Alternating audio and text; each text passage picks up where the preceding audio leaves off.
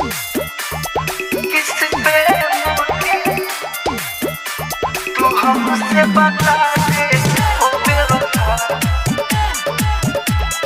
किस पे मोती हो। डीजे विकास राजा, डीजे विकास राजा। किस पे मोती हो।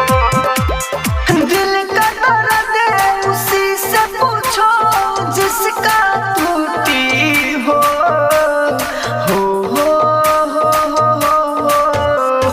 दिल का दर्द उसी से पूछो जिसका टूटी हो।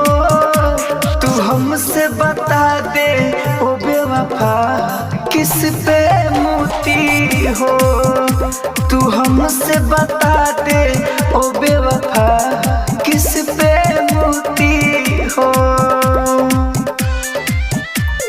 किस पे मोती, तू हमसे बता दे ओ बेवफा,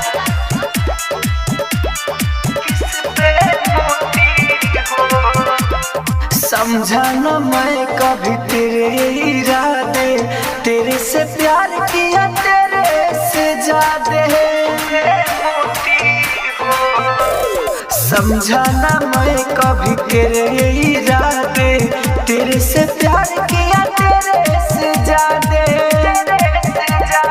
हमने न जाना सबकी तरह तुम भी झूठी हो। तू हमसे बता दे ओ बेवफा, किस पे मोती हो।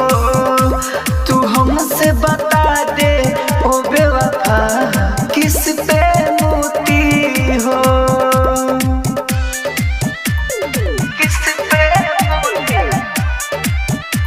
तू हमसे बता दे ओ बेवफा।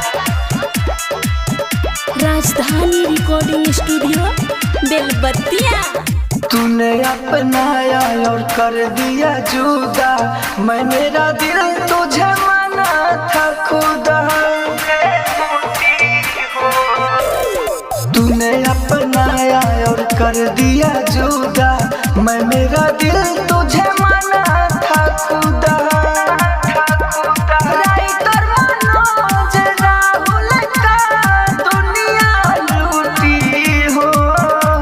तू हमसे बता दे ओ बेवफा, किस पे